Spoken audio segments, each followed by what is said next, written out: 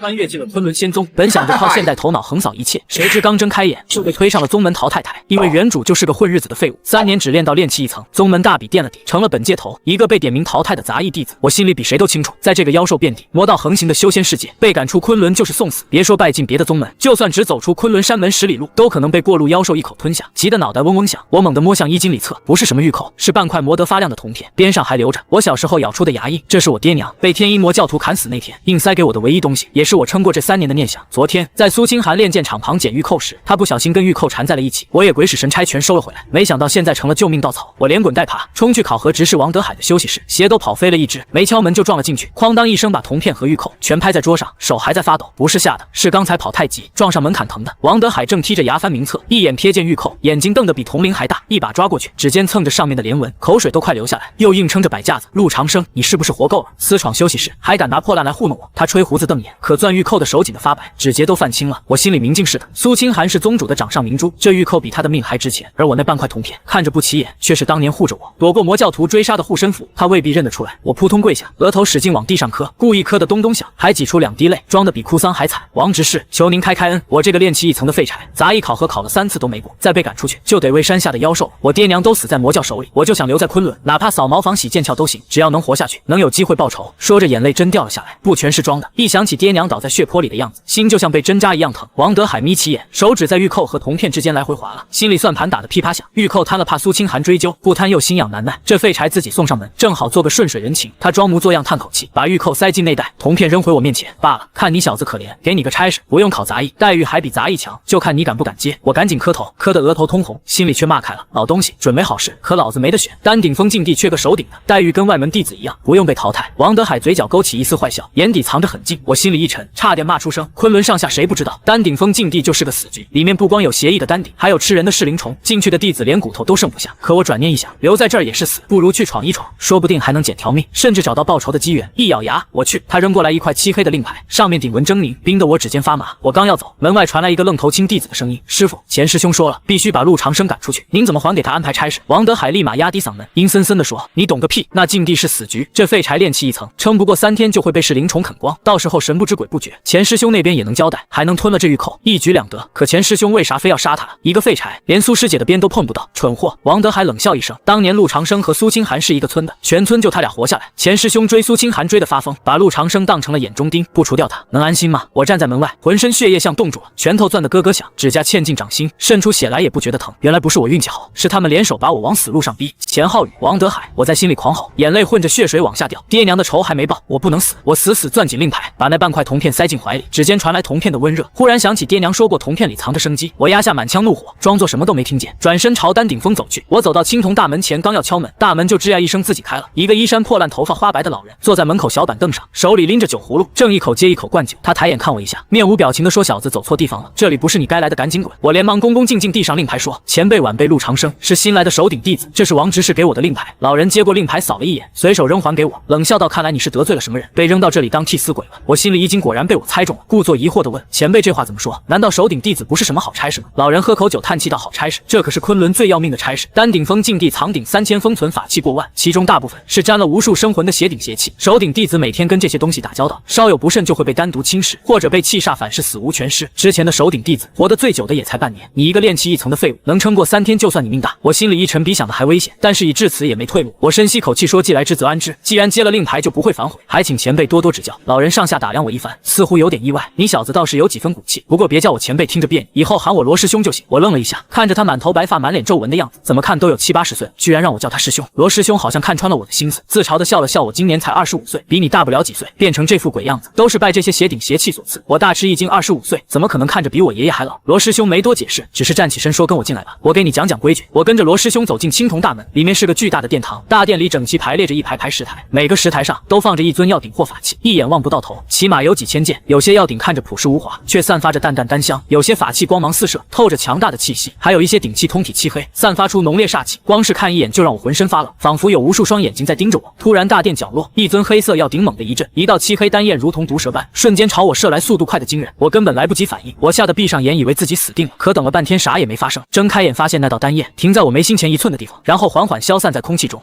罗师兄发出一声惊讶，看向我的眼神变得不同了，有意思，居然扛得住黑焰鼎的挑衅。之前几个手顶弟子第一次进来都被吓瘫了，还有一个直接吓破胆当场就死了。我心有余悸，拍拍胸口问罗师兄那是什么？那是黑焰鼎。罗师兄解释道，禁地一层最邪性的一尊鼎，它是用无数修士的生魂炼成的，生性残暴，最爱挑衅新来的手顶弟子。刚才那道丹焰只是试探，如果他真想杀你，你现在已经是一具焦尸了。我咽了口唾沫，盯着那尊黑焰鼎，心里暗暗发誓，总有一天我要收服你。罗师兄带我在大殿里转了一圈，给我讲了基本情况。这是禁地一层，一共有3216件鼎器，你的任务就是每天擦拭这些鼎器，1年之内全部擦一遍，记住只能擦拭，不能乱摸，更不能打开鼎盖，尤其是那些冒着煞气的邪鼎邪气，碰都别碰。禁地一共3层，一层是普通鼎器，2层是上古丹器，3层是禁地中的禁地，连我都没进去过。你不想死的话，就绝对别踏入2层和3层。每天日落时分，禁地大门就会关上，任何人都进不来出不去，就算宗主来了也没用。晚上别在大殿里逗留，赶紧回屋睡觉。我点点头，把这些规矩牢牢记在心里。罗师兄又带我去看了我的房间，屋子很小，只有1张床1张桌子，不过还算干净。好了，该说的我都说了。罗师兄说道，你自己好自为之吧，要是遇到解决不了的麻烦就喊我，不过我提醒你，很多时候我也救不了你。说完，罗师兄转身就走了，留我一个人在屋里。我坐在床上平复了一下心情，虽然这里很危险，但也不是没机会。我穿越过来时觉醒了一个逆天天赋，丹气双道通神，天生鼎心，天生气魂，天生丹神，任何丹方一学就会，任何气诀一悟就通，任何丹火一看就懂，任何丹气大道都能融会贯通。只要给我时间，我一定能在这儿闯出一片天。现在天色还早，离日落还有几个时辰，我决定去大殿里试试我的天赋。我走出房间，来到大殿里，小心翼翼走到最近的一尊药鼎前。这尊药鼎通体青色，上面刻着简单的纹路，看着很普通。我伸出手轻轻触摸了一下鼎身，就在我手指碰到鼎身的瞬间，一股暖流顺着指尖涌入体内，同时一段信息出现在我脑海里。鼎名青纹鼎，材质玄铁，重量3斤2两，锻造者无名杂役，锻造时间3年前，锻造方法百炼锻造法，适用丹火清源木火，可炼制丹药，一品回春丹，一品聚气丹。果然我的天赋真有用，我心里一阵狂喜。虽然这些信息没啥大用，但这证明了我的天赋是真实存在的。我深吸一口气，掀开了青纹鼎的鼎盖，一股淡淡药香扑面而来，没有任何丹毒或煞气。这是一尊刚炼出来不久的新鼎，还没炼过丹药，所以很安全。就在我掀开鼎盖的瞬间，又一股暖流涌入我体内，这股暖流比刚才更强烈，顺着经脉游走，最后汇入丹田。我能清晰感觉到炼气一层的瓶颈松动。我闭上眼，运转起昆仑仙宗的基础心法引气诀，原本晦涩难懂的心法，此刻变得无比清晰，体内的灵气运转速度越来越快。仅仅过了1刻钟，我就突破到了炼气2层。我睁开眼，脸上露出难以置信的表情。原主修炼了3年才到炼气1层，我居然只用了1刻钟就突破到炼气2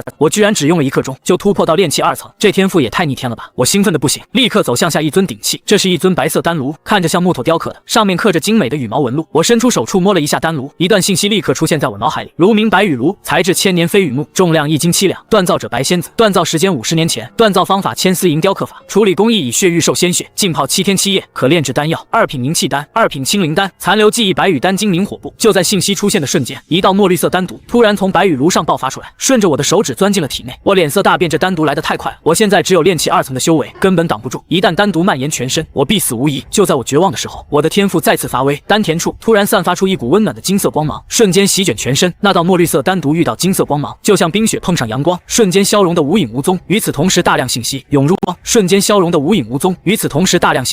入我的脑海。一个白衣飘飘的女子出现在我意识里，她手持白羽炉，正在炼丹，她的手法飘逸灵动，控火步伐宛若惊鸿，每一个动作都蕴含着大道之理。仅仅过了片刻，我就完全掌握了白羽丹精和凝火，而且在丹气双道通神的天赋加持下，我对这2门功法的理解甚至超过了他的创造者白仙子。我尝试着运转凝火步，身体瞬间变得轻盈无比，一步踏出就到了3丈之外，速度比原来快了10倍不止。我又尝试着运转白羽丹精，脑海里立刻浮现出无数丹方，从1品到3品应有尽有，而且每个丹方的炼制步骤、火候控制药材配比都清晰的仿佛我已经练过成千上万次。我激动的浑身发抖，这哪是手顶弟子的差事，这简直是天大的机缘。这里的每一尊鼎器都藏着一位前辈的毕生所学，只要我把这些鼎器全部擦一遍，就能学到无数丹方和气诀，到时候我还怕什么钱浩宇什么王德海？我立刻行动起来，开始擦拭大殿里的鼎器，每擦一尊鼎器，我就能得到他的信息。吸收他残留的灵气，学到他藏着的功法。我的修为开始飞速提升，炼气2层、炼气3层、炼气4层，仅仅1个下午的时间，我就从炼气2层突破到了炼气5层，而且我还学到了10几门丹方和气诀，实力发生了翻天覆地的变化。就在我擦拭到第100尊鼎器的时候，意外发生了，那尊之前挑衅过我的黑焰鼎突然再次震动起来，这一次它没有发射丹焰，而是直接从石台上飞起来落在我面前。我心里一惊，以为它要攻击我，立刻运转凝火步做好了战斗准备。可黑焰鼎并没有攻击我，而是在我面前转了一圈，然后用鼎身轻轻蹭了蹭我的胳膊，就像一只撒娇的小狗一样。我愣住了，这是什么情况？就在这时，一段信息出现在我脑海里，鼎名黑焰鼎，品质上品灵气，材质9幽玄铁，重量3600斤，锻造者血丹老魔，锻造时间300年前，锻造方法以10万生魂献祭炼制而成，丹火幽冥黑焰，可炼制丹药5品以下，所有丹药以及部分邪丹，残留记忆血丹精幽冥控火术，状态认主中，认主成功。我惊呆了，黑焰鼎居然认我为主了，这可是禁地1层最邪性的鼎啊！之前不知道多少手鼎弟子死在他手里，现在居然主动认我为主了。一股强大力量从黑焰鼎传入我体内，我的修为再次暴涨，直接从炼气5层突破到了炼气7层，同时血丹经和幽冥控火术也传入我脑海。这2门功法比白羽丹经和凝火步强大太多了，尤其是幽冥控火术，可以操控天下所有火焰，简直是炼丹的神技。我伸出手，黑焰鼎立刻缩小，变成巴掌大小，落在我手心。我能清晰感觉到，我和黑焰鼎之间建立了奇妙联系，可以随心所欲地操控它。哈哈哈！我忍不住大笑起来。钱浩宇、王德海，你们没想到吧？你们把我扔进这个死地，却给了我天大的机缘。等着吧，很快我就会去找你们算账。就在这时，罗师兄的声音从门口传来：“你在笑什么？”我连忙收起黑焰鼎，转过身，看到罗师兄站在门口，一脸惊讶地看着我。没什么，罗师兄，我故作平静地说道。我只是觉得这些鼎器很有意思。罗师兄走到我面前，上下打量我一番，眼神越来越震惊。你居然突破到炼气7层了？这怎么可能？你下午时还只是炼气1层啊！我心里一惊，没想到被他看出来了，连忙解释道：“可能是我之前修炼不得法，今天突然开窍了吧？”罗师兄显然不信我的话，他盯着我看了半天，突然说道：“你是不是碰了那些邪鼎邪气？”我心里咯噔一下，不知该怎么回答。如果我说实话，他会不会把我当怪物？罗师兄见我不说话，叹了口气道：“我就知道，不过你小子命大，居然没被单独反噬。但我警告你，以后别再碰那些邪鼎邪气了。这次是你运气好，下次就不一定。”我点点头，我知道了，罗师兄，以后我会小心的。罗师兄没再多说什么，只是深深看了我一眼，然后转身离开了。我松了口气，还好他没追问下去。不过我知道他肯定已经开始怀疑我，但我不在乎，只要我实力足够强大，就算他知道了我的秘密，也不能把我怎样。接下来的几天，我每天都在大殿里擦拭鼎器，我的修为每天都在飞速提升，学到的丹方和气诀也越来越多。仅仅7天时间，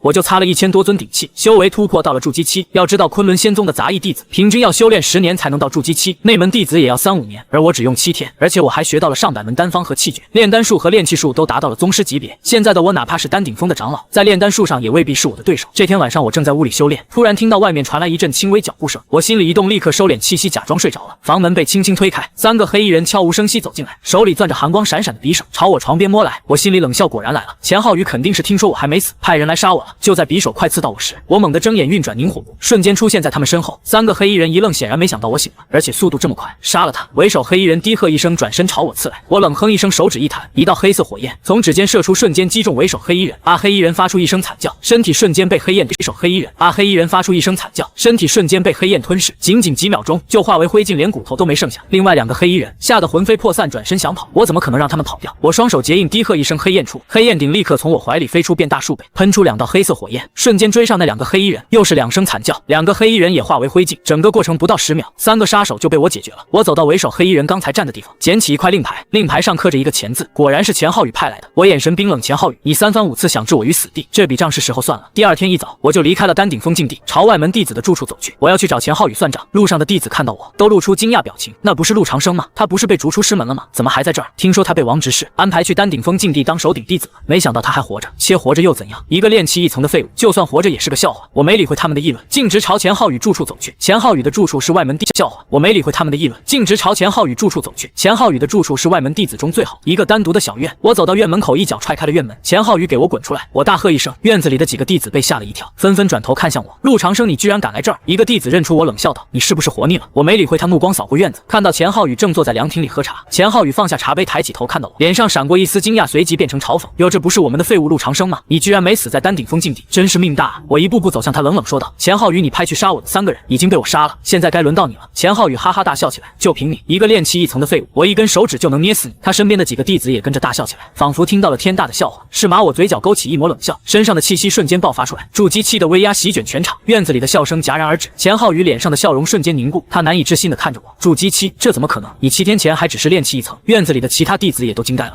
一个个张大嘴巴说不出话来。没有什么不可能的。我一步步走向钱浩宇，你不是一直想杀我吗？今天我就站在这儿看你怎么杀我。钱浩宇脸色一阵青一阵白，他知道自己不是我对手，他猛地站起身朝院外跑去，想跑晚了。我冷哼一声，运转凝火步，瞬间出现在他面前，一脚踹在他胸口，扑！钱浩宇喷出一口鲜血，倒飞出去，重重摔在地上。我走到他面前，踩住他胸口，冷冷说道：“钱浩宇，你3番5次想置我于死地，今天我就废了你的修为，让你也尝尝当废物的滋味。不要陆长生，我错了，求你饶了我吧！”钱浩宇吓得魂飞魄散，连忙求饶：“我以后再也不敢了，我给你磕头了。现在知道错了晚了。”我眼神冰冷，抬手就要废他修为。就在这时，一个威严声音传来：“住手！”我转过头，看到王德海带着几个执法弟子匆匆赶来。陆长生，你好大胆子，居然敢在宗门内动手伤人！王德海指着我厉声喝道。我冷笑一声：“王执事，你来的正好。钱浩宇派杀手去丹顶峰禁地杀我，我只是自卫反击而已。难道宗门规矩只许他杀我，不许我还手吗？”王德海脸色一变，他没想到钱浩宇派去的杀手居然失败了，还被陆长生抓住了把柄。胡说八道！王德海强作镇定说道：“钱师兄怎么可能派杀手杀你？明明是你嫉妒钱师兄天赋比你好，故意找借口伤人。哦，是吗？我我从怀里掏出那块刻着钱字的令牌，扔在王德海面前。这是我从杀手身上找到的令牌，上面刻着钱字。王执事，你不会说这不是钱浩宇的东西吧？王德海看着地上的令牌，脸色更难看了。他没想到陆长生居然还有证据，就算是这样，你也不能在宗门内动手伤人。王德海硬着头皮说道：“按照宗门规矩，你应该先向执法堂举报，而不是私自动手。向执法堂举报。”我嗤笑道：“王执事，你和钱浩宇是什么关系？大家心里都清楚。我要是向执法堂举报，恐怕还没等执法堂调查，我就已经死在丹顶峰禁地了吧？”你王德海被我说得哑口无言。就在这时，一个清脆声音传来：“陆长生说的是真的。”所有人都转过头，看到苏清寒站在院门口，她穿着一身蓝色长裙。清寒站在院门口，她穿着一身蓝色长裙，宛如仙女下凡。苏师姐，院子里的弟子们都恭敬喊道。苏清寒走到我身边，看着王德海冷冷说道：“王执事，钱浩宇派杀手杀陆长生的事情，我已经知道了，而且我还知道是你把陆长生安排去丹顶峰禁地，想借刀杀人。”王德海脸色大变：“苏师姐，你别听他胡说八道，我没有胡说八道。”苏清寒打断他的话：“昨天晚上我亲眼看到钱浩宇派那3个黑衣人去丹顶峰禁地，而且我还听到了你和钱浩宇的对话。你说陆长生活不过3天，等他死了，就没人妨碍钱浩宇追求我了。”王德海面如死灰，他没想到苏清寒居然知道了所有事。周围的弟子们都议论纷纷，看向王德海和钱浩宇的眼神充满鄙夷。原来王执事和钱师兄这种人太恶心了。是啊，居然联手陷害一个杂役弟子，太不要脸了。陆长生也太厉害了吧，7天就从炼气1层突破到筑基期，简直是天才啊！就在这时，丹顶峰峰主丹晨子带着几个长老匆匆赶来。他刚才听到消息说有人在丹顶峰附近闹事，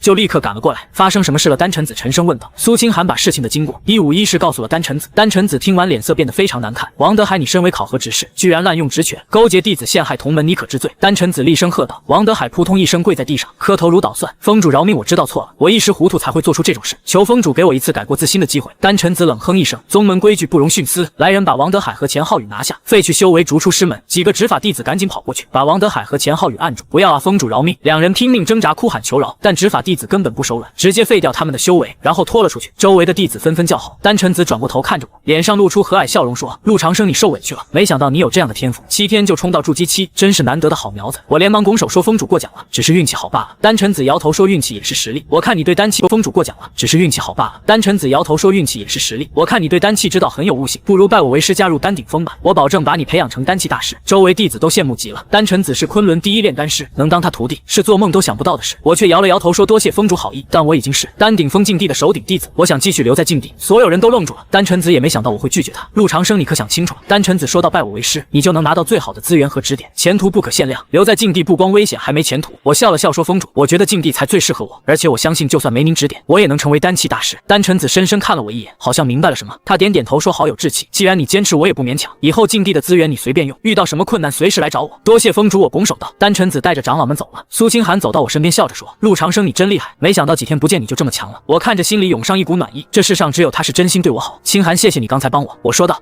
咱俩是青梅竹马，我不帮你帮谁？苏清寒笑着说。不过你也太厉害了吧，7天就冲到筑基期，怎么做到的？我神秘一笑说：“秘密，以后你就知道了。”苏清寒撅嘴说：“不说算了。对了，你以后要小心，钱浩宇他爹是内门长老，肯定不会善罢甘休。”我点头说：“知道了，放心吧，我不会有事的。”跟苏清寒聊了一会，我就回到了丹顶峰禁地。罗师兄见我回来，脸上露出笑容。听说你把钱浩宇和王德海都收拾了，可以啊，小子。我笑了笑说：“只是运气好。”罗师兄摇头说：“你不用瞒我，我知道你不是普通人，你的天赋是我这辈子见过最好的。”我看着罗师兄犹豫了一下说：“罗师兄，其实我有个秘密。”我知道。罗师兄打断我：“你不用告诉我。每个人都有自己的秘密，但我提醒你，钱长老不好惹，他心狠手辣，肯定会找机会报复，而且禁地的危险比你想象的大得多。你现在只接触了1层、2层和3层的凶险，你根本没法想。”我点头说：“知道了，不过我不会怕的，越危险越有机遇。”罗师兄笑了笑说：“好有你这句话就行，以后需要帮忙尽管开口。”接下来的日子，我继续擦1层的顶气，修为越来越高，炼丹炼气也越来越精。1个月后，我把1层所有顶气都擦完了，修为直接冲到了金丹期，还学到了3000多门丹方和气诀，炼丹炼气都到了大宗师级别。现在的我哪怕是丹晨子，在炼丹上也远远不是我的对手。这天我正在屋里炼丹，罗师兄突然急匆匆跑进来：“陆长生不好了！”罗师兄脸色发白说：“钱长老带着10几个内门弟子闯到禁地门口了，说要杀你，给他儿子报仇。”我放下手里的药材，嘴角一冷，来得正好，我正想找他算账。我起身朝禁地门口走去，罗师兄赶紧跟上来。禁地门口，钱长老带着10几个内门弟子，气势汹汹站在那里。他见我出来，眼神瞬间变得阴冷：“小畜生，你敢废我儿子修为，今天我就要杀你，为我儿子报仇！”钱长老咬牙切齿说道。我冷笑一声说：“钱长老，你儿子先派人来杀我，我只是还手罢了，难道只许他杀我，不许我还手？哼，我儿子杀杀你是给你面子。钱长老蛮横地说：“你一个废物，死100次也抵不上我儿子一说你一个废物，死100次也抵不上我儿子一根手指。今天我不仅要杀你，还要抽出你的魂魄，日夜折磨，让你永世不得翻身。”说完，钱长老爆出金丹后期的威压，朝我扑过来。小心罗师兄大喊一声，我却不慌不忙运转凝火步，轻松躲过钱长老的攻击。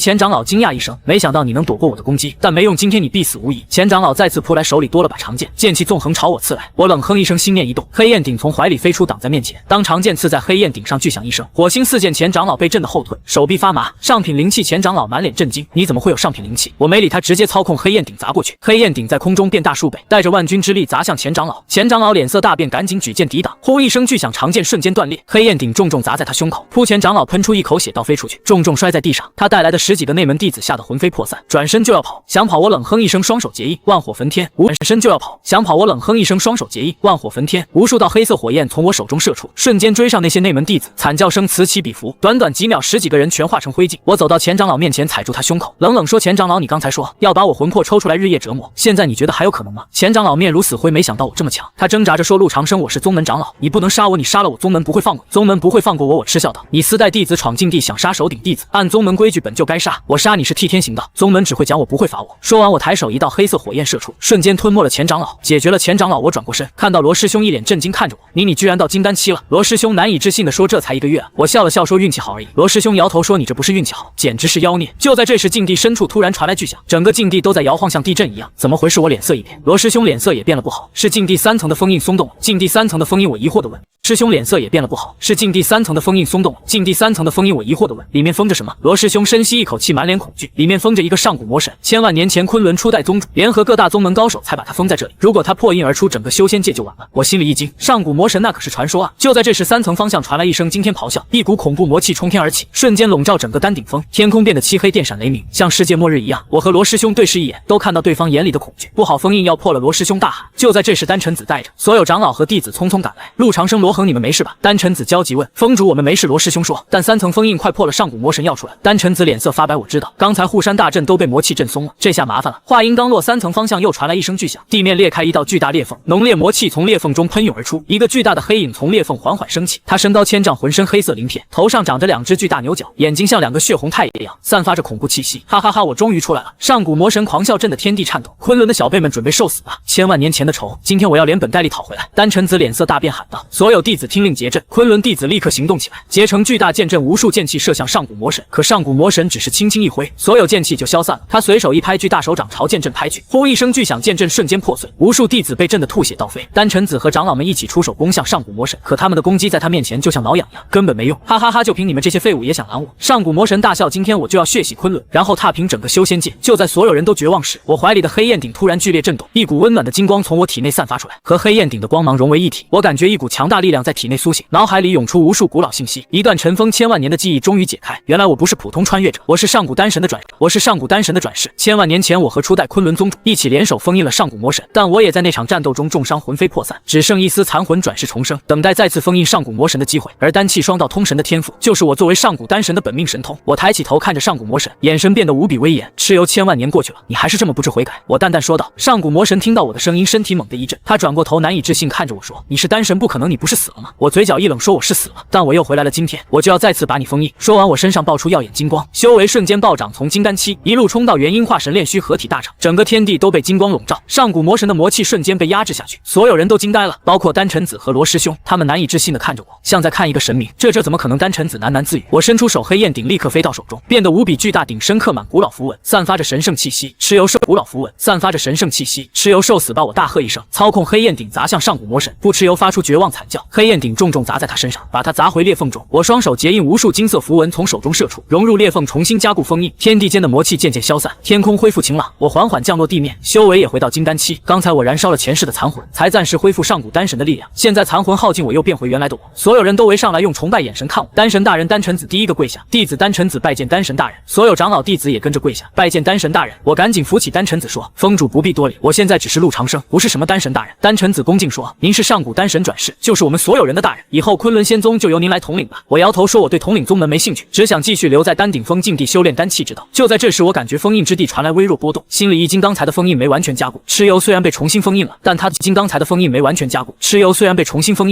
的力量没削弱多少，用不了多久他还会再破印而出，而且我能感觉到到天阴魔教的人已经在赶来的路上，他们肯定是感应到蚩尤的气息，想来释放蚩尤统治整个修仙界。一场更大的危机正在悄悄逼近。我抬起头望向远方的天空，眼神变得无比坚定。蚩尤天阴魔教，你们等着吧，我一定会尽快恢复实力，下次见面彻底消灭你们。我抬头望向远方，天上还残留魔气。丹晨子跪在我面前，身后是所有昆仑弟子。我扶起丹晨子，摇头说：“我只是普通弟子，不想统领宗门。”丹晨子不敢多说，只说所有资源随我用。我提出要进第2层的权限，丹晨子脸色瞬间变了。他说2层比1层凶险10倍，进去九死一生。但我坚持要进去修炼，丹晨子只能点头答应，还派了10个内门弟子守在禁地门口保护我。罗师兄走到我身边说要陪我一起进去，我摇头让他留在外面，帮我盯着天阴魔教。罗师兄犹豫一下答应了，只说有危险就喊他。我转身走进青铜大门，直奔禁地2层入口。入口只说有危险就喊他。我转身走进青铜大门，直奔禁地2层入口。入口处刻着血色符文，散发着浓烈煞气。我伸手触摸符文，金色光芒从指尖涌出，符文瞬间变得温顺。入口石门缓缓打开，一股热浪扑面而来，里面比1层更昏暗，到处是燃烧的丹火。石台上的鼎器更古老，煞气比1层重了100倍。我走到最近的一尊鼎前，通体赤红，冒着火焰，伸手触摸鼎身，信息立刻涌入脑海。鼎名赤焰鼎，品质中品灵气，材质赤炎晶，锻造者赤炎真人，锻造时间800年前，可炼制4品到6品丹药，残留赤炎控火术。就在这时，一道赤焰射出，直奔我内心。我运转幽冥控火术，赤焰瞬间停在半空，然后乖乖绕着我转圈。赤焰鼎震动着，发出嗡鸣，主动飞到我面前认主。我心中大喜，收下赤焰鼎，一股暖流涌入丹田修为，直接突破金丹中期。这是我进2层后的第一个收获。我继续往前走，沿途的鼎器纷纷震动，有的主动认主，有的攻击我。可在我的丹神天赋下，所有攻击都化为乌有。每收服1尊鼎器，修为就涨1分。不到半天，我就收服了50多尊鼎，学到了上百种新丹方，炼丹术也更上一层。就在我走到2层中央时，一尊巨大的青铜鼎挡住了去路。这鼎比黑焰鼎大10倍，上面刻满妖兽图案，散发着恐怖的威压。我刚靠近就感觉气血翻涌，呼吸困难。可我没有后退，反而伸手触摸鼎身。就在指尖碰到的瞬间，无数妖兽嘶吼响起，一道道虚影从鼎中飞出，朝我扑过来。我心念一动，黑焰鼎飞出，喷出黑焰抵挡。可妖兽虚影不怕火焰，直接穿过黑焰扑向我。我运转凝火步，快速躲闪，同时运转丹神之力，金色光芒笼罩全身。妖兽虚影碰到金光，瞬间惨叫着消散。这时鼎的信息涌入脑海，鼎名万寿鼎，品质上品灵气，材质万年青铜，加万寿精血，锻造者万寿道人，锻造时间1200年前，可炼制寿丹妖丹，残留记忆万寿炼妖诀，认主条件是收服万寿虚影。我心中了然，原来刚才的虚影是考验。我运转万寿炼妖诀，双手结印，万寿炼妖诀双手结印，朝万寿鼎打出一道道法诀。万寿鼎剧烈震动起来，更多妖兽虚影飞出。我一边躲闪一边收服，足足用了1个时辰才把所有虚影收服。万寿鼎发出一声轰鸣，缩小飞到我的手心，认主成功。一股庞大力量涌入体内，我的修为直接突破金丹后期。我心中大喜，这万寿鼎比黑焰鼎还实用，以后收服妖物就靠它了。我继续在2层探索，又收服了几十尊鼎器，修为稳定在金丹后期巅峰，距离元婴期只有1步之遥。就在这时，我听到禁地门口传来打斗的声音，心中一惊，立刻收起鼎器朝门口赶去。刚到1层就看到罗师兄正和几个黑衣人打斗，罗师兄已经受伤，嘴角流着血。那几个黑衣人修为不低，都是金丹初期。罗师兄渐渐落了下风，眼看就要被斩杀。我冷哼一声，黑焰鼎瞬间飞出，喷出一道黑焰，直奔其中一个黑衣人。那黑衣人来不及躲闪，瞬间被烧成灰烬。剩下的黑衣人脸色大变，转身想跑。我操控万寿鼎，放出大变，转身想跑。我操控万寿鼎，放出几只妖兽虚影拦住去路，几步走到他们面前，冷冷看着。黑衣人知道跑不掉，对视一眼，一起扑过来。我随手一挥，几道火焰射出，瞬间解决了他们。走到罗师兄身边，拿出一颗回春丹给他。罗师兄服下丹药，脸色好多了。他说这些人是天阴魔教的，刚才突然闯进来，想偷禁地的邪鼎。我检查大殿，发现少了3尊邪鼎，都是1层最邪性的。我心里一沉，天阴魔教果然来了，而且动作这么快。罗师兄说他们还有同伙，刚才跑了一个，应该是回去报信了。我点头说知道了，让罗师兄先去养伤，我去通知丹晨子。走出禁地，直奔丹顶峰主殿。丹晨子正和长老们开会，商量应对天阴魔教。见我进来，立刻起身。我把刚才的事说了一遍。丹晨子脸色大变，说天阴魔教果然来了，而且已经混进昆仑。我说他们偷了3尊邪鼎，肯定是用来解蚩尤封印。丹晨子说那怎么办？现在昆仑防御还没做好。我说不用慌，我有办法对付他们，不过需要丹顶峰所有炼丹师配合我。丹晨子立刻答应说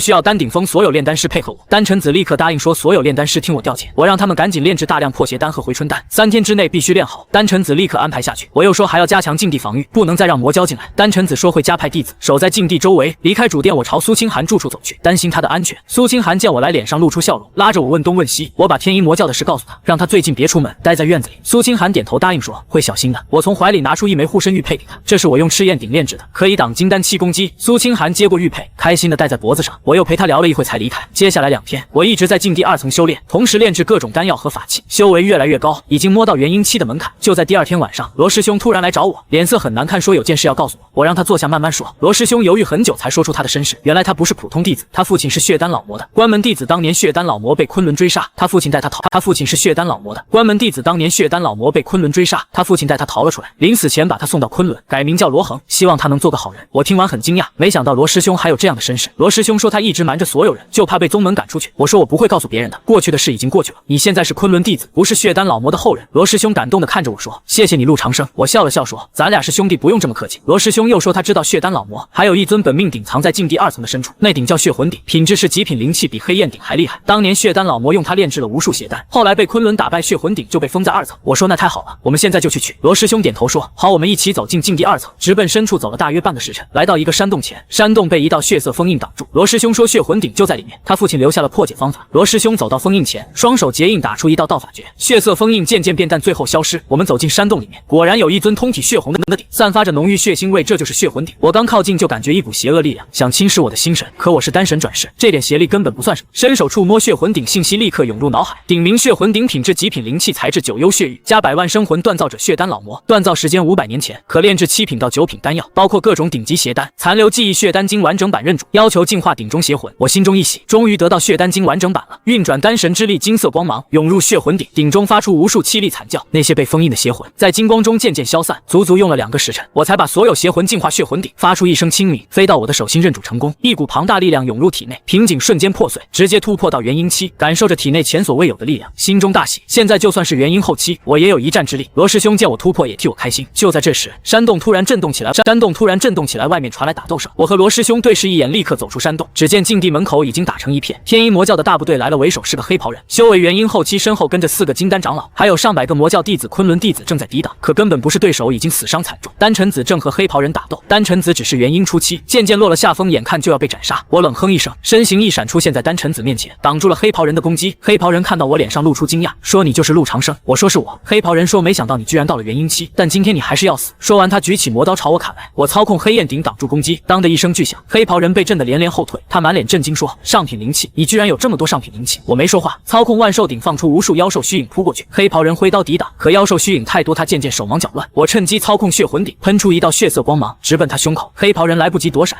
直奔他胸口。黑袍人来不及躲闪，被血色光芒击中，喷出一口血，倒飞出去我几步，走到他面前，踩住他胸口，冷冷看着。黑袍人咬牙说：“你别得意，我们魔帝大人很快就会来救我，到时候你们都要死。”我冷笑说：“你们魔帝来不了了。”说完，手指一弹，一道黑焰射出，结束了他的性命。剩下的魔教弟子见教主被杀，吓得魂飞魄散，转身想跑。我操控3尊鼎器同时发动攻击，黑焰、血色光芒，还有无数妖兽虚影瞬间席卷战场。不到1刻钟，所有魔教弟子都被解决，丹晨子和昆仑弟子都看呆了，过了好久才反应过来，纷纷欢呼起来。我走到丹晨子身边说：“魔教的大部队应该还在后面，我们要尽快做好准备。”丹晨子点头说：“我立刻安排弟子加强昆仑防御。”就在这时，我感觉到一股熟悉的气息从丹顶峰主殿传来，心中一惊，立刻朝主殿赶去。刚到主殿门口，就看到一个长老正拿着匕首刺向苏清寒。苏清寒吓得脸色发白，根本来不及躲闪。我心中大怒，身形一闪，出现在苏清寒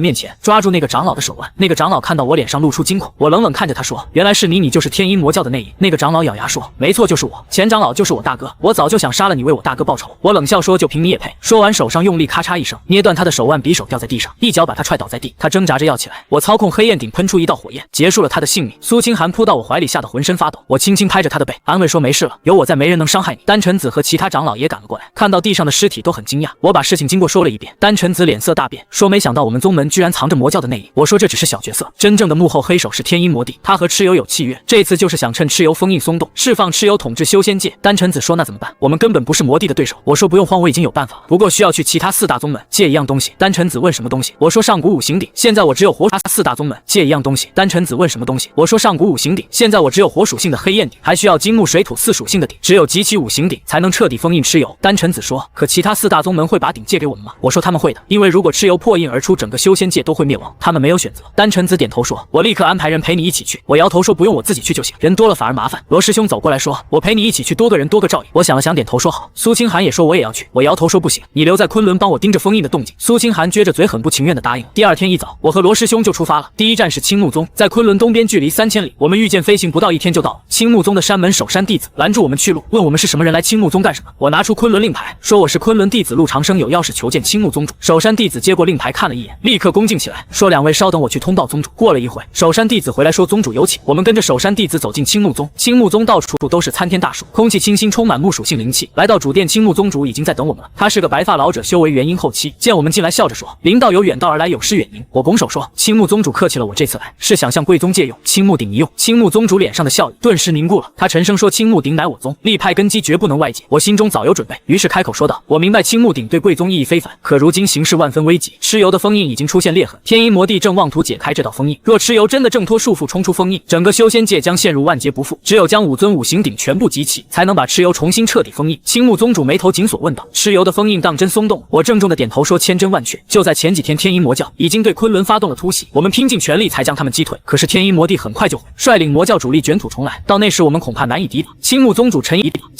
沉吟良久才开口：“可青木鼎是我宗赖以生存的根基所在，若借给你，我宗实力必然大损。”我连忙说：“我只需借用一段时间，封印蚩尤之后必定立即归还，而且我可以为贵宗炼制10枚9品破邪丹当作酬谢。”青木宗主的眼睛顿时亮了起来，他惊讶地问道：“你能炼制9品丹药？”我点头说：“是的，如今我的炼丹术已经达到了大宗师的水准。”青木宗主立刻笑容满面地说：“好，那我就答应你，不过你得先帮我把这些破邪丹炼制出来。”我点头应允说：“没问题，现在就可以动手炼制。”青木宗主马上吩咐弟子去准备炼丹所需的各种药材。我在青木宗的丹房里面花费了1整天的时间，成功炼制出10枚9品破邪丹。青木宗主接过丹药后欣喜若狂，毫不犹豫地把青木鼎交给了我。青木鼎是一件木属性的极品灵器，其品质与黑焰鼎不相上下。我收下青木鼎，心里十分欢喜。如今我已经拥有2尊宝鼎了。我和罗师兄告别了青木宗主，动身前往下一个宗门，那就是位于西方的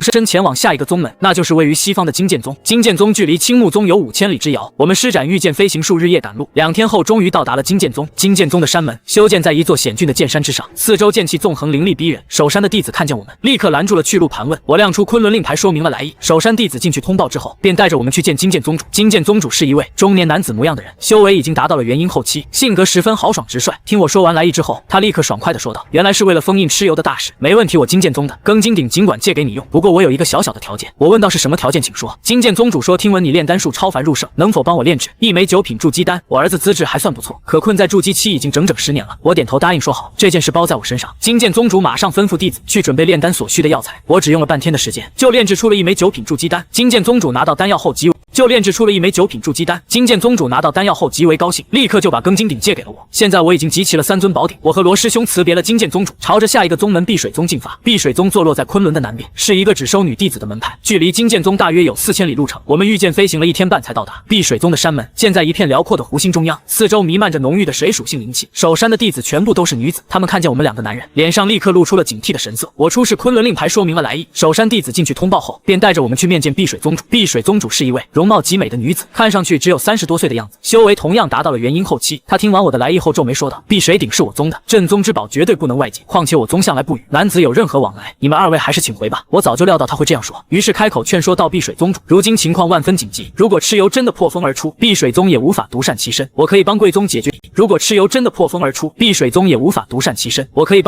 决一个天大的麻烦，以此来作为借鼎的报酬。”碧水宗主问道：“什么麻烦？”我说：“我听闻贵宗的镇宗之宝碧水鼎近来出了问题，鼎中的水魂开始暴动作乱，导致贵宗弟子修炼时常常走火入魔。”碧水宗主脸上露出了震惊的表情，脱口问道：“你是怎么知道的？”我微微一笑说道：“我是丹神转世，这点小事自然瞒不过我的眼睛。”碧水宗主半信半疑地看着我，问道：“你真的有办法解决碧水鼎的问题？”我说：“当然可以，而且我还能让碧水鼎的威力提升1倍。”碧水宗主犹豫了好一会儿，终于点头说道：“好吧，如果你真能解决碧水鼎的问题，我就把它借给你。”我点头答应说好，现在就带我去看看碧水鼎吧。碧水宗主领着我和罗师兄来到了碧水宗的禁地之中，碧水鼎就放置在禁地中央的一汪水池里面。果然如我所说，碧水鼎正散发着诡异的黑色雾气，鼎中的水魂正在疯狂地撞击着鼎壁。我走到水池旁边，伸手触摸碧水鼎，金色的光芒涌入鼎身之中，水魂发出了凄厉的惨叫声。我运转丹神之力，将鼎中的邪气彻底净化干净，又打入了一道法诀，将碧水鼎的威力向上提升了一个台阶。不到半个时辰，我就解决了所有的问题，碧水鼎恢复了原本湛蓝的光芒，散发出柔和温润的气息。碧水宗主看到这一幕非常惊讶，赞叹道：“你真的做到了，实在是太厉害了。”我笑着说：“现在可以把碧水鼎借给我了吧？”碧水宗主连连点头说道：“当然可以，多谢你林道友。”我收下碧水鼎，如今已经集齐了4尊宝鼎，只差最后1尊后土鼎了。后土鼎藏在北边的后土宗，距离碧水宗有6000里远。我和罗师兄告别碧水宗主，朝着后土宗的方向出发。我们御剑飞行了3天才抵达后土宗。后土宗的山门修建在一座巨大的土山之上，四周弥漫着浓郁的土属性灵气。守山的弟子看见我们，立刻拦住去路进行盘问。我出示昆仑令牌说明了来意，守山弟子进去通报之后，便带着我们去见后土宗主。后土宗主是一位身材魁梧健硕的壮汉，修为也是元婴后期。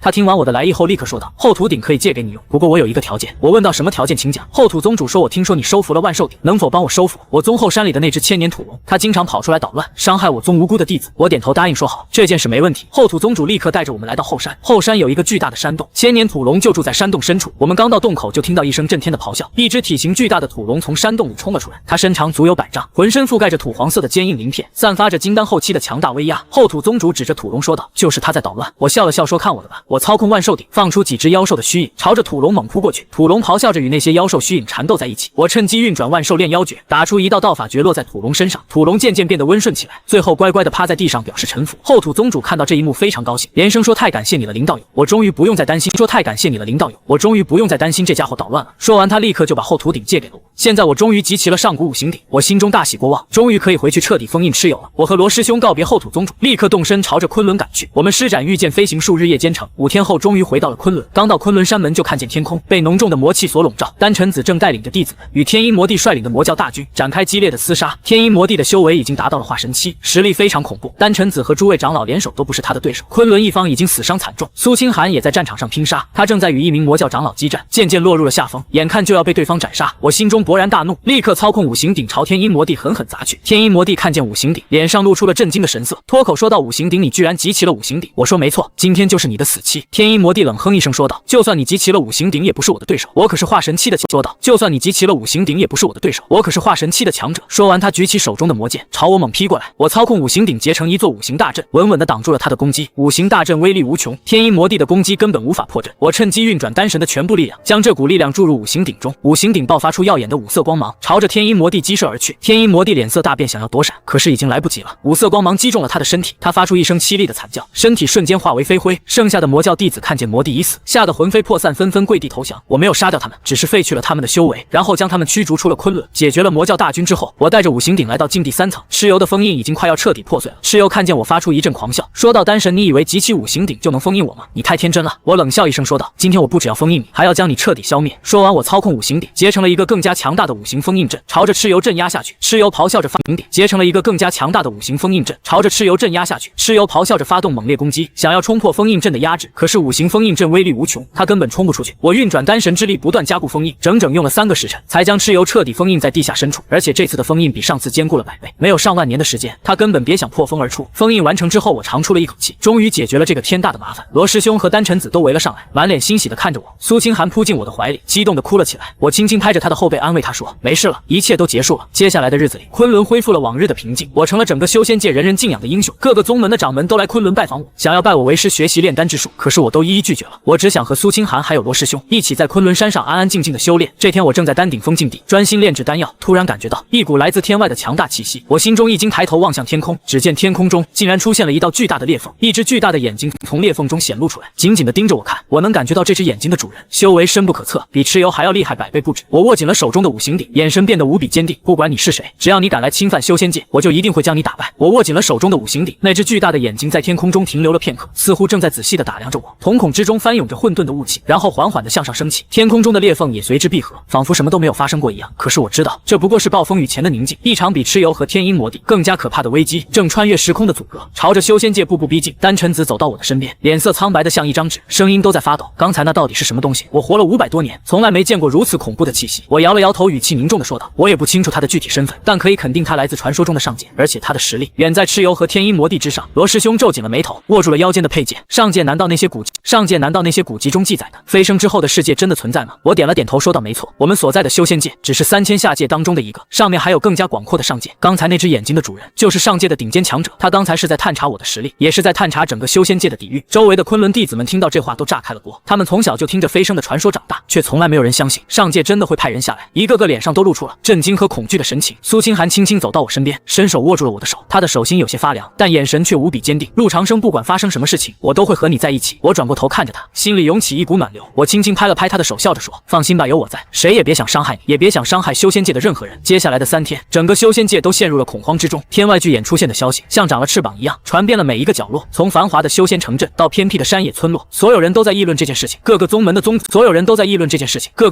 主都带着最贵重的礼物，马不停蹄地赶到昆仑。一方面是想打听详细的消息，另一方面也是想来抱我的大腿。毕竟现在整个修仙界只有我有能力对抗来自上界的威胁。青木宗主带来了1000年份的木灵珠，金剑宗主送来了万年寒铁打造的剑胚，碧水宗主献上了能活死人肉白骨的碧水莲，后土宗主则搬来了整条后土矿脉的开采权。他们对我毕恭毕敬，连说话都不敢大声，生怕惹得我不高兴。可是也有一些不知死活的宗门觉得我只是运气好，根本不配当修仙界的领袖。其中最嚣张的就是位于南疆的万毒宗。万毒宗的宗主毒仙子是个心狠手辣的女人，她修炼毒功300多年，害死了无数无辜的人。她一直觊觎五行鼎的力量，觉得这么厉害的宝贝不该落在我一个人手里。这次她也带着10几个弟子，大摇大摆地来到了昆仑。丹晨子在丹顶峰的议事大殿设宴，招待各个宗门的宗主。我作为修仙界的救世主，自然坐在主位上。宴会上各个宗主都纷纷起身敬酒，说着然坐在主位上。宴会上各个宗主都纷纷起身敬酒，说着各种恭维讨好的话。只有毒仙子坐在角落里，端着酒杯一言不发，眼神阴鸷地盯着我，手里的酒杯被他捏得发出咯咯的响声。酒过3巡，菜过5味，毒仙子突然站起身来，打破了大殿里的热闹气氛。他皮笑肉不笑地看着我说道：“陆长生大人，您是上古丹神转世，炼丹术天下第一。我这里有一位祖传的奇毒，名为7日断魂散，据说从古至今从来没有人能解开过，不知您能不能为我们露一手，炼制出解药来？”我看着他嘴角勾起一抹冷笑，我当然知道他的心思，他就是想要故意刁难我。如果我解不开，就会在所有宗主面前丢尽脸面，以后再也没人会服我。如果我解开了，他就会趁机偷学我的炼丹术，甚至可能在我炼丹的时候搞偷袭。可是我根本不怕他，别说7日断魂散，就算是上古10大奇毒，在我这个丹神面前也不过是小孩子的把戏。我淡淡的开口说道：“没问题，你把毒药拿出来吧。”毒仙子脸上立刻露出了得意的笑容，他从怀里掏出一个黑色的瓷瓶，小心翼翼的脸上立刻露出了得意的笑容，他从怀里掏出一个黑色的瓷瓶，小心翼翼的递了过来，仿佛里面装着什么稀世珍宝。我接过瓷瓶，打开盖子，一股刺鼻的臭味瞬间弥漫了整个大殿，周围的宗主们都捂住了鼻子，脸色变得很难看，几个修为较低的弟子甚至直接晕了过去。我只是轻轻闻了一下，就知道了这毒药的所有成分不过是用7种剧毒之物按照特殊比例炼制而成，虽然对普通修士来说是致命的，但对我来说根本不值一提。我笑着说，这毒药确实有点意思，不过对我来说还是太简单了，我现在就可以炼制解药。说完我心念一动，黑焰鼎瞬间出现在我的手中，鼎身旋转了一圈，散发出淡淡的黑色火焰。我随手一挥，桌上的甘草、金银花、当归等几种普通药材就自动飞进了鼎中。我运转幽冥控火术，精准地控制着火焰的温度，黑色的火焰在鼎中温柔地舔舐着药材。仅仅过了1刻钟，我就掀开了鼎盖，一股沁人心脾的清香瞬间驱散了大殿里的臭味。一枚晶莹剔透的丹药悬浮在鼎中，散发着柔和的光芒。我拿起丹药递给毒仙子说道：“你可以找人试试看有没有效果。”毒仙子脸上的得意笑容瞬间僵住，他怎么也没想到我居然只用了1刻钟，就用几种最普通的药材炼制出了解药。他不甘心地接过丹药，递给身边的一个弟子，那个弟子是他的心腹，毫不犹豫地吞下了7日断魂散。没过多久，他的脸就变成了黑色，口吐白沫，倒在地上不停地抽搐起来。毒仙子连忙把解药塞进他的嘴里，仅仅过了3个呼吸，那个弟子就停止了抽搐，脸上的黑色也渐渐褪去。他站起身来，活动了一下手脚，一点事都没有了。大殿里立刻响起了雷鸣般的掌声，各个宗主都纷纷赞叹陆长生大人果然名不虚传，太厉害了，这炼丹术简直是神乎其技。毒仙子的脸色一阵青一阵白，他咬了咬牙，狠狠地瞪了我一眼，然后坐了下来。可是我能清楚地感觉到他的眼神里充满了怨毒和不甘。宴会结束后，我回到了丹顶峰禁地，罗师兄跟了进来，他担忧地说道：“陆长生那个毒仙子肯定不会善罢甘休的，他这个人睚眦必报，你一定要小心他搞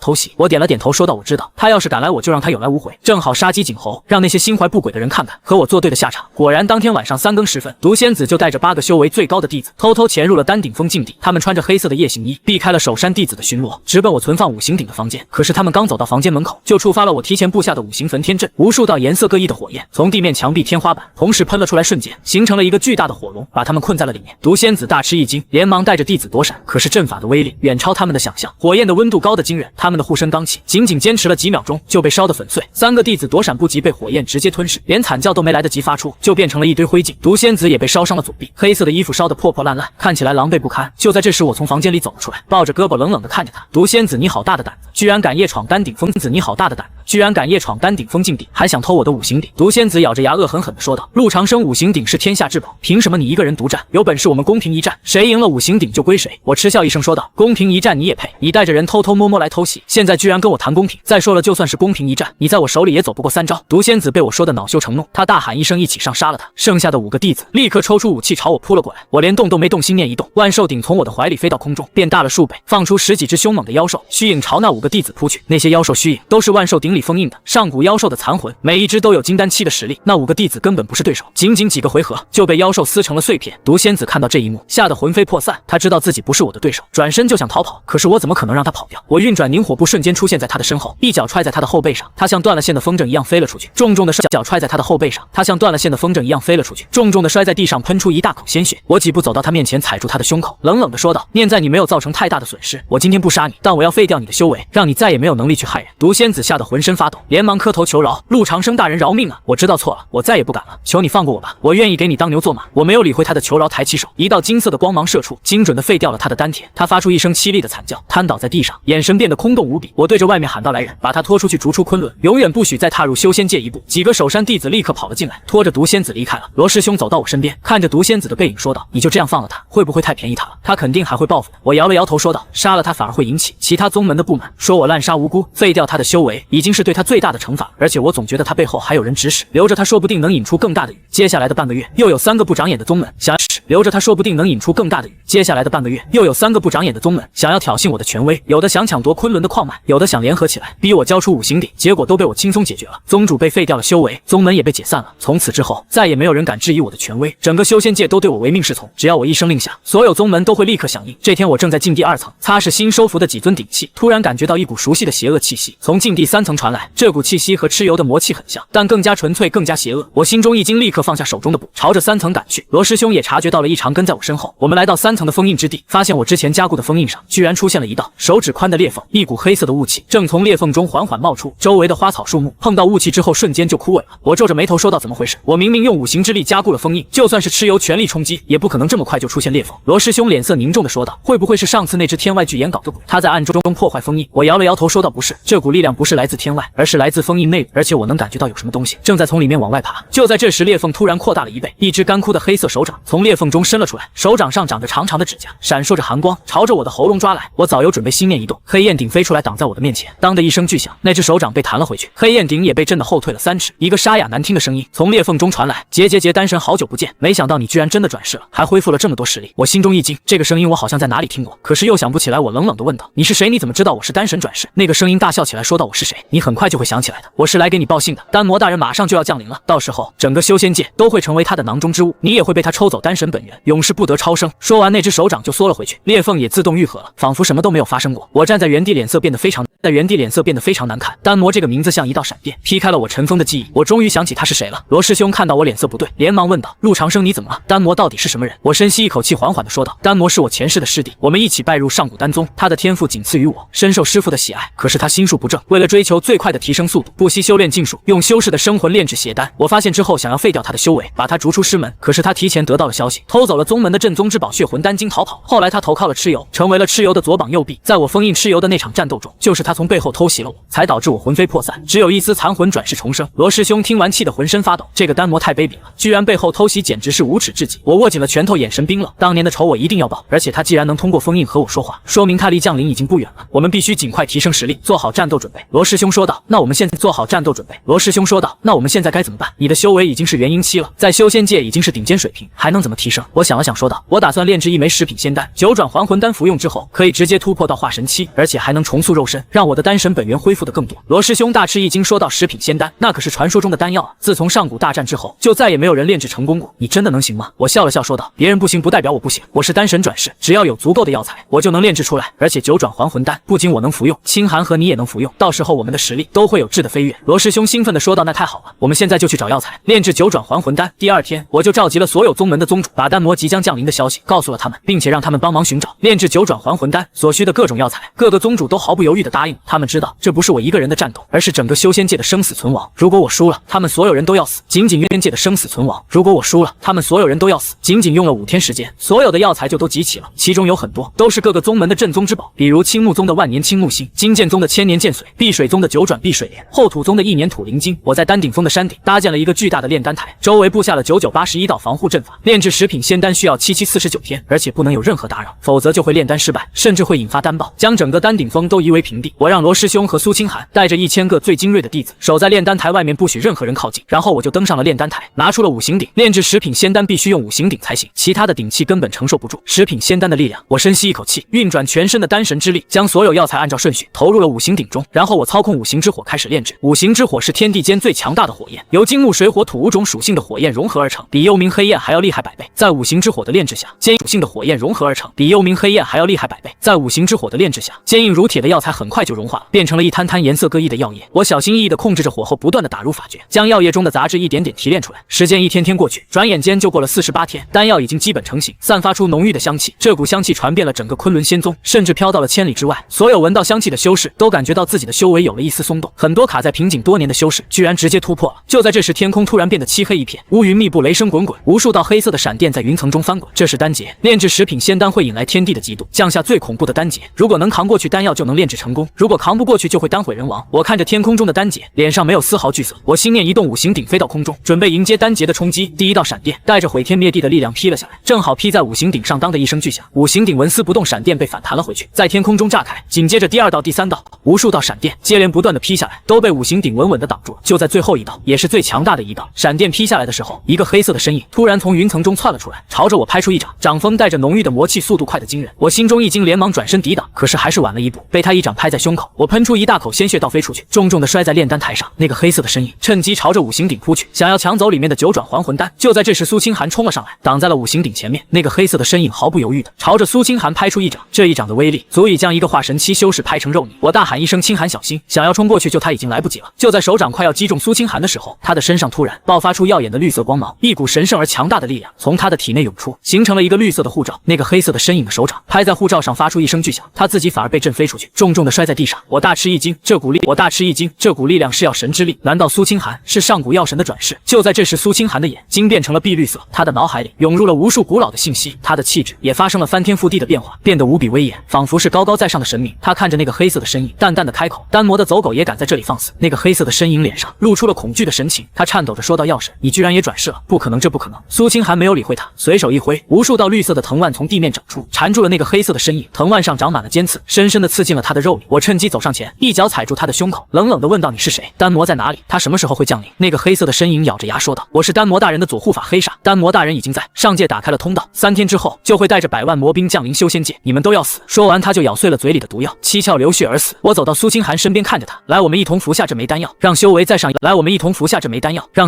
一个台阶，准备迎接3日后的生死决战。”我们3人同时吞下了9转还魂丹，一股浩瀚的力量刹那间充斥了我们全身。我的修为境界开始疯狂地往上攀升，元婴期中段，元婴期后段，元婴期顶峰，化神期初段，化神期中段，化神期后段，一路冲到了化神期顶峰，这才缓缓停下。苏清寒的修为更是从金丹期一举跨入了化神期中段，罗师兄则从元婴期初段直接冲到了元婴期顶峰。我们3人感受着体内从未有过的澎湃力量，脸上纷纷露出激动的笑容。现在我们终于拥有了与丹魔正面抗衡的本钱。接下来的3天，整个修仙界进入了最紧张的备战状态，所有修士全部集结到了昆仑山，各大宗门的掌门纷纷带着门下精锐弟子接受我的统一调遣。我在昆仑山门前布置了一座巨大的五行朱砂大阵，这座阵法是我依据五行鼎的力量精心推演而成，威力极其恐怖，就算是大成期的修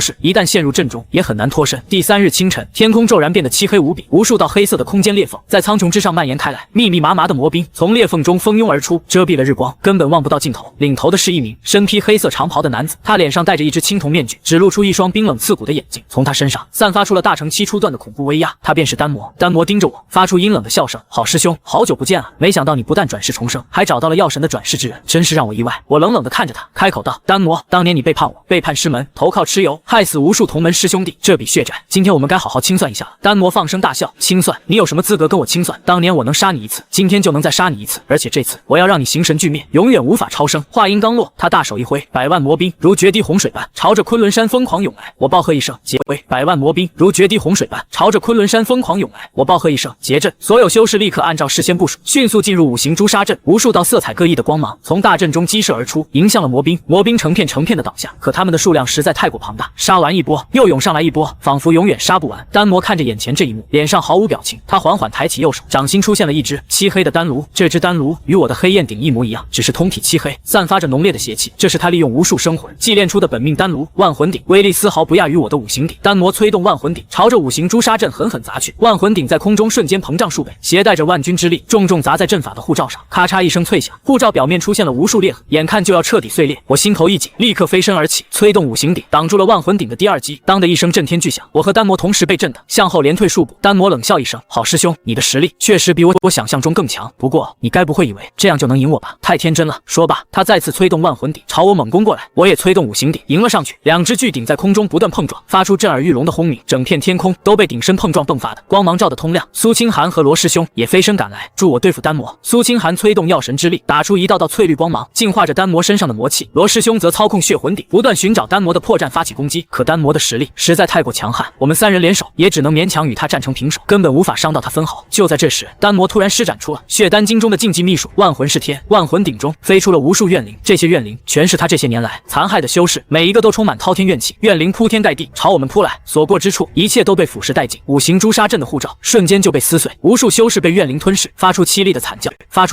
叫。我目睹这一切，双眼几乎要滴出血来。我怒吼一声：“丹魔，你找死！”我调动全身的丹神之力，将五行鼎的力量催动到极致。五行鼎爆发出耀眼的5色光焰，形成了一个巨大的5色光罩，挡住了所有怨灵。可怨灵的数量实在太多，光罩正一点点被压缩，眼看就要支撑不住了。就在这生死关头，一个苍老的声音传来：“丹魔，休要猖狂，老夫来会你。”只见一位身穿红袍的老者从远方疾飞而来，身上散发着大成期初段的威压，手中托着一只与罗师兄一模一样的血魂魂鼎。丹魔看到那位老者，脸上露出难以置信的表情。血丹老魔，你居然还没死！我明明已经亲手杀了你！血丹老魔冷笑一声，你以为你那点小把戏能骗得过我吗？当年我是故意假死，就是为了等到今天亲手宰了你这个叛徒。我这才恍然大悟，原来血丹老魔是我前世最忠诚的部下。当年丹魔背叛后，他一直潜伏在丹魔身边，搜集他的罪证，后来被丹魔发现，搜集他的罪证，后来被丹魔发现，险些丧命，才逃往下界，隐姓埋名。罗师兄就是他的亲生儿子。罗师兄见到血丹老魔，激动地喊道：“师傅，不，爹！”血丹老魔望着罗师兄，脸上露出欣慰的笑容：“恒儿，这些年苦了你了，爹对不住你。”说完，他便加入战团，与我们一同对抗丹魔。有了血丹老魔相助，我们实力大增，终于稳住了局面。丹魔久攻不下，脸上露出疯狂的神色，他嘶吼道：“既然你们不让我活，那你们也别想活，我要拉你们一起陪葬！”说罢，他燃烧自身修为，将自己的本源之力注入万魂鼎中，万魂鼎瞬间变得漆黑如墨，散发出毁灭天地的恐怖气息。他要引爆万魂鼎，与整个昆仑同归于尽。我心中大惊，连忙喊道：“大家快退！”他要自爆万魂鼎，所有修士拼命后撤，可已经来不及了。万魂鼎开始急速膨胀，眼看就要炸开。千钧一发之际，苏清寒突然飞身而出，他燃烧全身的药神之力，将自己的本源打入万魂鼎中。万魂鼎身的药神之力将自己的本源打入万魂鼎中，万魂鼎内的怨灵遇到药神本源，瞬间被净化，万魂鼎的膨胀也随之停止。丹魔大惊失色，不可能，药神本源怎么可能净化我的万魂鼎？我趁势冲上前去，催动五行鼎，施展出我最强的一击五行归一。五行鼎爆发出刺目的光芒，将丹魔牢牢禁锢，然后猛然收缩。丹魔发出一声凄厉惨叫，被五行鼎碾压成肉泥，形神俱灭。战斗结束了，天空中的裂缝渐渐愈合，阳光重新洒落大地。幸存的修士们爆发出震天的欢呼声。我飞到苏清寒身边，紧紧抱住他。他因消耗了太多本源，脸色苍白如纸，虚弱的靠在我怀里。我心疼地说：“清寒，你怎么这么傻？万一你出了事怎么办？”苏清寒微微一笑，虚弱地说：“我没事，只要能和你在一起，我什么都不怕。”血丹老魔走到我面前，跪了下来：“丹神大人，属下救驾来迟，请大人责罚。”我连忙扶起他：“老魔不必多礼，这次多亏了你，否则我们全都活不下来。”血丹老魔摇摇头：“这都是不必多礼，这次多亏了你，否则我们全都活不下来。”血丹老魔摇摇头：“这都是属下分内之事，当年若不是您救了我，我早就死了。”接下来的日子，修仙界开始了重建，那些被魔兵摧毁的城镇渐渐恢复了生机，丹魔的残余势力也被我们彻底清扫干净。1年后，我在丹顶峰举办了一场盛大的婚礼，迎娶了苏清寒，整个修仙界的人都来观礼，送上了最诚挚的祝福。婚礼上，苏清寒身披红色嫁衣，美得令人心醉。我望着她，心中满是幸福。我知道，这就是我梦寐以求的生活。婚后的日子平静而美满，我和苏清寒一起在丹顶峰修炼，偶尔也会下山游历修仙界，帮助那些需要帮助的人。罗师兄也迎娶了碧水宗的一位女弟子，过上了幸福的日子。血丹老魔则留在昆仑，帮我打理丹顶峰的各项事务。就这样，50年过去了，我的修为已经达到大成期顶峰，随时可以飞升上界。苏清寒的修为也突破到了大成期中段。这天，我们正在丹顶峰顶观赏日出，突然感受到一股来自天外的恐怖气息，这股气息比丹魔还要强上百倍千倍。我们抬头望去，只见天空中出现了一道无边无际的巨型裂缝，裂缝的另一端是一片混沌世界，无数只巨大的眼睛在混沌中闪烁，死死盯着我们。一个冰冷的声音从裂缝中传来：“丹神、药神，你们果然没让我失望，竟然能杀死丹魔。不过游戏才刚刚开始，我是混沌之主，3天之后我会亲自降临，接管这个世界，你们准备好受死了吗？”说完，那个声音消失了，裂缝也合拢了。我握紧苏清寒的手，眼神变得无比坚定。我望着远方的天空，心里明白，一场前所未有的危机正在向我们逼近，但我不会畏惧，因为我有深爱的人，有我要守护的人，无论敌人多么强大，我都会战斗到底。我握紧苏清寒的手，目光坚毅如铁。我眺望远方的天际，心中清楚，一场从未有过的劫难正等待着我们，但我绝不害怕，因为我有挚爱相伴，有需要我用生命守护的人，不管敌人有多恐怖，我都会血战不退。苏清寒靠在我肩头，掌心传来温暖的热度，他轻声说道：“无论去哪里，我都陪着你。”罗师兄也走过来，拍了拍我的肩膀，脸上毫无惧色。他说：“我们是兄弟，要死一起死。”血丹老魔跟着点头，眼神凝重却满是决然。他说：“当年我没能护住丹神大人，这一次就算搭上老命，也绝不让任何人伤您分毫。”消息如野火般，瞬间传遍整个修仙界。刚刚恢复宁静的大地再次陷入恐慌，无数修士拖家带口，想要逃往昆仑避难，也有一些胆小宗门悄悄收拾家当，准备躲进深山老林，苟且偷生。各大宗门的掌门再次火速赶到昆仑，这一次他们没带任何贺礼，脸上只有恐惧和绝望。青木宗主第一个跪倒在我面前，声音颤抖着说：“陆长生大人，求您救救我们，我们不想死啊！”金剑宗主也跟着跪下：“是啊，陆长生大人，您是修仙界的救世主，只有您能打败混沌之主。”其他宗主也纷纷跪倒，齐声哀求着我。我看着他们，心中叹了口气。我扶起青木宗主，沉声说道：“叹了口气。”我扶起青木宗主，沉声说道：“大家都起来吧，我不会丢下修仙界不管。混沌之主虽然强大，但我们并非没有一战之力，只要我们万众一心，就一定能战胜他。”听了我的话，众宗主脸上才浮现出一丝希望，他们纷纷起身，表示愿意听从我的一切调遣，就算拼光整个宗门，也绝不退缩。接下来的3天，整个昆仑进入最高警戒状态。我将所有修士分成3队，第一队由罗师兄带领，负责加固昆仑的护山大阵；第2队由血丹老魔带领，负责炼制破邪丹和回春丹；第3队由丹晨子带领，负责巡逻警戒，防止混沌之主提前偷袭。我则与苏清寒一起来到丹顶峰禁地第3层，我要在这里彻底解开五行鼎的秘密。之前我一直觉得五行鼎的威力远不止如此，它能轻易封印蚩尤，击败天阴魔帝和丹魔。魔，绝不只是普通上古灵气那么简单。我将五行鼎置于地面，运转全身丹神之力注入鼎中，五行鼎立刻爆发出耀眼的五色光芒，缓缓悬浮于空。鼎身上的古老符文，耀眼的五色光芒缓缓悬浮于空。鼎身上的古老符文开始逐个亮起，在空中旋转飞舞，形成一个巨大的五行阵图。苏清寒也催动药神之力，将绿色的生命之光注入阵图之中，阵图的光芒变得更加柔和，也更加璀璨。就在这时，我的脑海中突然涌入了无数古老的信息，一段比上古大战还要久远的记忆终于被揭开。原来五行鼎根本不是上古法宝，而是混沌初开始天地间诞生的第一件至宝——混沌丹炉的碎片。当年混沌魔神诞生，企图吞噬整个宇宙，创世神为阻止他，用自己的身体化作3000世界，又将混沌丹炉打碎成5块，分别封印在5个不同的下界，用来镇压混沌魔神的本源力量。而我和苏清寒也并非普通转世，我们是创世神的2道神魂，分别化身为丹神和药神，负责守护混沌丹炉的碎片，等待着彻底消灭混沌魔神的那一天。我和苏清寒对视一眼，都从对方眼中看到了震惊。原来我们的命运从混沌初开始便已注定。就在这时，五行鼎突然剧烈震动起来。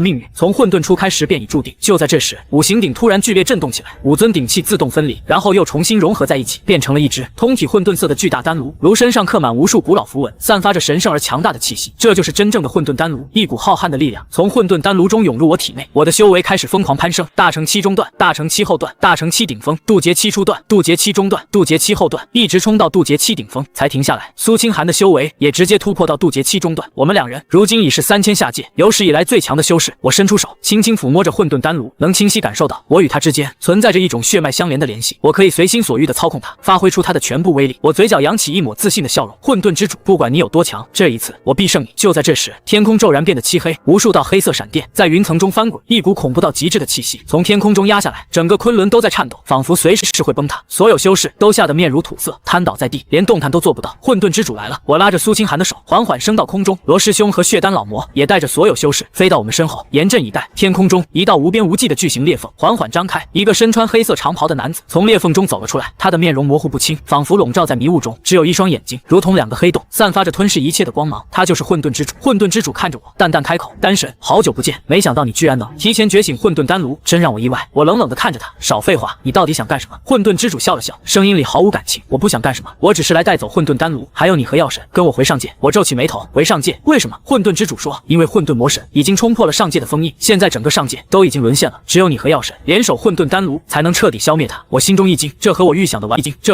完全不同。我以为他是来毁灭修仙界的，没想到他竟是来求援的。苏清寒也露出惊讶之色，显然也没料到会是这样。混沌之主似乎看穿了我的心思，他叹了口气说：“我知道你不信我，但我说的都是真的。当年创世神牺牲自己，封印了混沌魔神，但他的力量一直在缓慢恢复。50年前，他冲破了第1道封印，派出了蚩尤和丹魔来下界抢夺混沌丹炉。幸好你及时觉醒，打败了他们，不然现在整个3000下界早已是人间炼狱。我仍有疑虑，你既然是上界的守护者，为什么之前要威胁我们，说要接管这个世界？”混沌之主苦笑一声：“我那是在考验你，如果连这点威胁都承受不住，那你根本没资格与混沌魔神战斗。而且我也想看看你有没有勇气，为了守护修仙界，与我这个看似强大的敌人血战到底。”就在这时，远方的天空突然出现了无数道黑色身影，为首的是一名长着3只眼睛的男子，他身上散发着大成期顶峰的威压。他看到混沌之主，脸上露出风的威压，他看到混沌之主脸上露出狰狞的笑容。混沌之主，你果然在这里，没想到你居然背叛魔神大人，想与这些下界的废物联手，真是可笑。混沌之主脸色一变，沉声道：“三眼魔将，你竟敢追来！”三眼魔将大笑：“魔神大人早就料到你会背叛他，所以特意派我来取你狗命，顺便把混沌丹炉还有丹神和药神一起带回去。”说完，他大手一挥，身后的无数魔兵如潮水般朝我们冲了过来。我冷哼一声，心念一动，混沌丹炉立刻飞到空中，喷出一道五色火焰，朝魔兵射去。五色火焰所过之处，魔兵瞬间化为灰烬，连一丝痕迹都没留下。三眼魔将脸上的笑容瞬间凝固，他难以置信地看着我：“你居然能发挥出混沌丹炉的全部力量，这不可能！”我冷笑一声：“没有什么不可能，今天就是你的死期。”说罢，我催动混沌丹炉朝三眼魔将砸去。三眼魔将脸色大变，连忙举起手中的3尖2刃刀，格挡！当的一声巨响，3尖2刃刀瞬间断裂，混沌丹炉重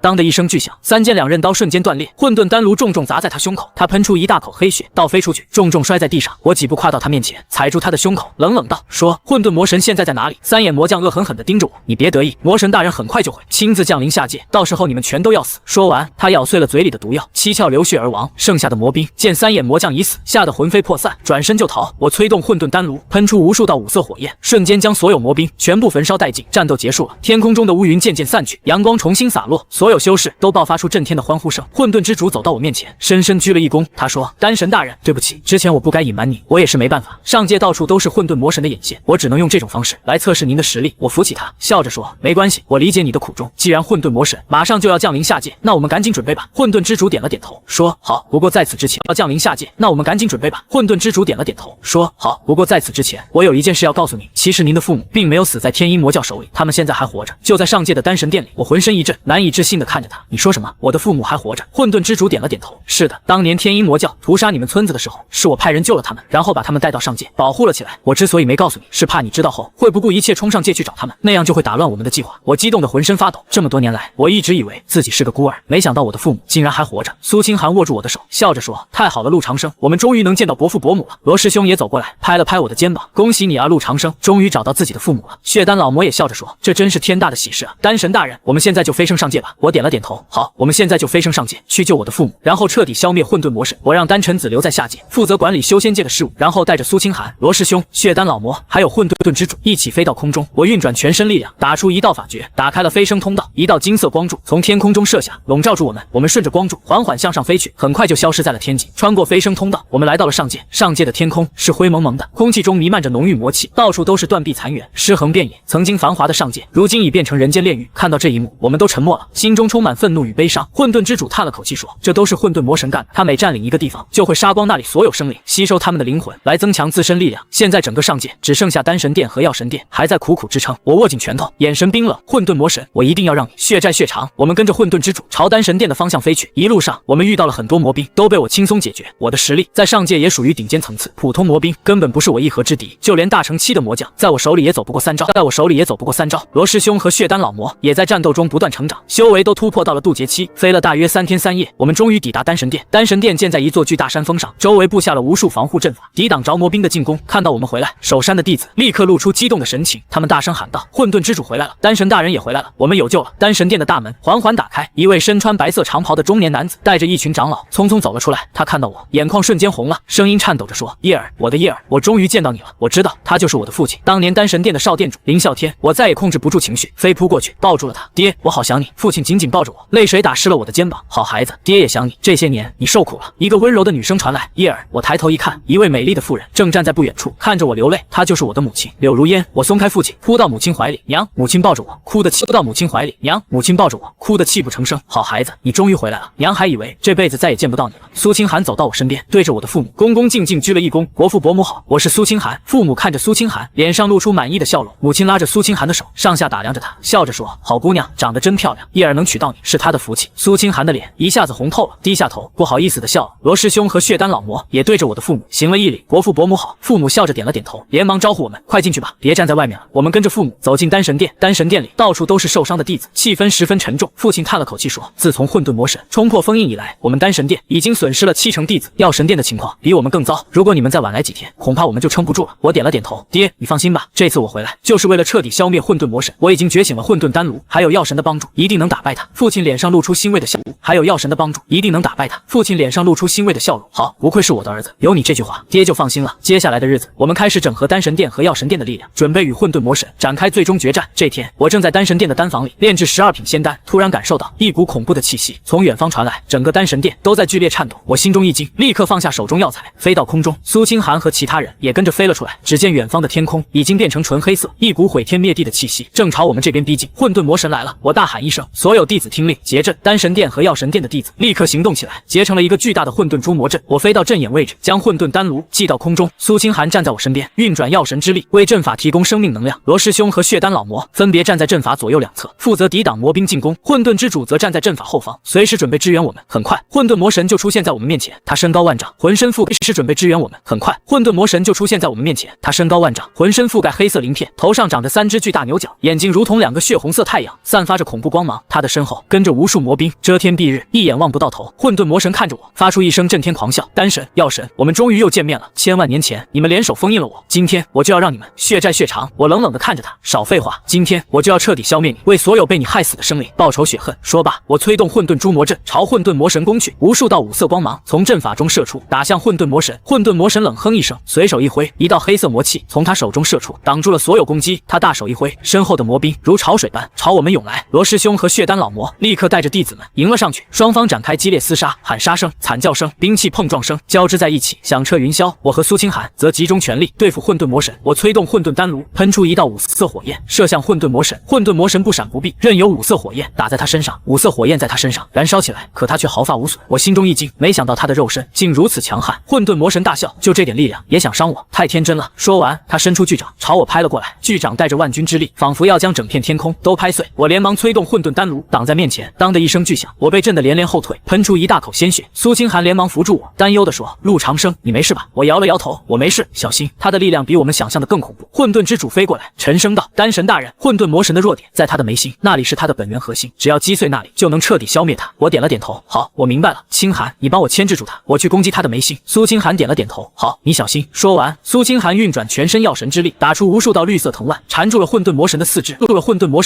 混沌魔神怒吼一声，奋力挣扎，藤蔓一根根断裂，但很快又有新藤蔓生长出来，缠住了他。我抓住这个机会，运转全身力量，将所有力量都注入混沌丹炉中。混沌丹炉爆发出耀眼光芒，变得无比巨大。我催动混沌丹炉朝混沌魔神的眉心狠狠砸去。混沌魔神脸色大变，想要躲闪，却被苏清寒的藤蔓缠住，根本动弹不得，只能眼睁睁看着混沌丹炉砸在他眉心。轰的一声巨响，混沌魔神的眉心出现了一道巨大裂缝，黑色血液从裂缝中喷涌而出，他发出一声凄厉惨叫，身体开始一点点崩溃。可就在这时，混沌魔神身上突然爆发出一股更恐怖的力量，他的身体开始急速膨胀。他狞笑着说：“既然我活不成，那你们也别想活，我要拉你们一起陪葬。”我心中一惊，不好，他要自爆本源。如果他自爆成功，整个上界和下界都会被彻底毁灭，千钧一发之际，我脑海中突然响起创世神的声音：“孩子，用你的